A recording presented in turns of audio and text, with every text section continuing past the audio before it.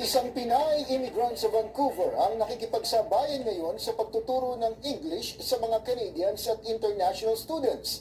Paano nga ba maging English teacher dito sa Canada tulad niya kahit hindi naman native English speaker? Narito ang report. Sa Pilipinas pa lamang profesional ni Luisa Quintero ang pagtuturo ng Ingles. Pero kahit mahigit isang dekada na siyang English teacher, hindi pa rin siya agad nakapagturo dito sa Canada nang dumating siya noong 2012. I did different kinds of jobs. I worked in a convenience store and in a gas station and things like that. Pero nagpursigi si Luisa na maging guro muli. Para maging teacher ulit, kumuha siya ng TESL o TESL Certification Course, isang kurso na tungkol sa pagtuturo ng Ingles bilang isang second language. They have to make sure that at least it's 120. 20 hours. Okay. So 100 hours of lectures, 10 hours of observation, and 10 hours of practicum.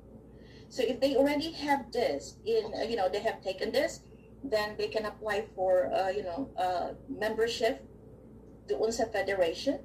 Okay. And then if you're already certified, then you can apply to language schools. Okay, do you have to be a graduate of an English course or hindi naman? No, hindi. Although it's always an advantage if you are, let's say, a graduate of Bachelor of Arts major in English or Bachelor of Science in Education major in English. It's always an advantage.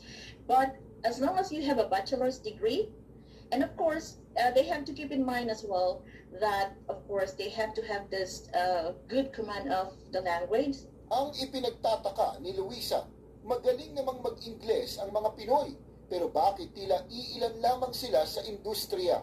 I only met one Filipino teacher. And every time I attend conferences or conventions, for example, for ESL teachers like me, wala akong nakikita. So sinasabi ko, bakit, there is always a demand for this job. Kaya lang bakit mukhang isa-dalawa lang ang nasa industry na to. Samantalang ang dami din namang mga teachers who have the potential and who are equally qualified to do this job. Kapag natapos na sa certification course, dapat daw magpamiyembro sa TESL Canada Federation para matanggap sa mga eskwelahan. Schools from here do not hire from outside Canada. So kailangan nandito sila. And then they have to take the course here. So, minsan pag may namimit ako na Filipino international students, for example, at may bachelor's degree na, and especially if, let's say, they have teaching experience or teaching background, I usually advise them, take TESL and then, you can teach English here. Gaano naman kahirap yung TESL certification course?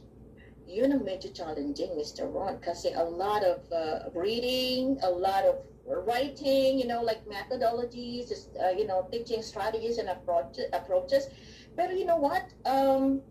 Medyo madali na kasi there are many resources that you can actually get online now.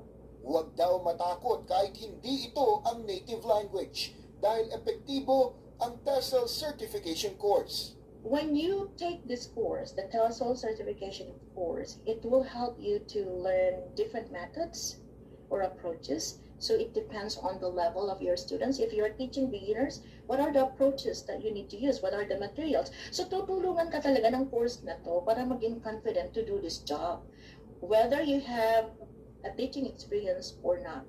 Ngayon si Luisa ay itinuturing ng isa sa mga eksperto sa English teaching sa kanyang institusyon. Yung mga ibang native speakers, they come to me and ask me questions like, Luisa, why is it that it's like this?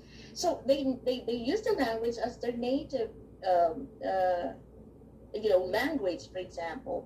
Pero yung theory of the language, pagdating na sa theories, medyo hindi sila confident doon. Napakadali na makakuha ng trabaho because, there's always a demand for this job. Canada is not the number one destination for international students, for English students, most especially. So, hindi ka mawawalan ng trabaho. Kaya hinihimok niya ang mga kababayan na subukan ang propesyon na ito dahil tiyak na maganda ang kinabukasang hinaharap nyo at ng inyong pamilya sa trabahong ito dito sa Canada.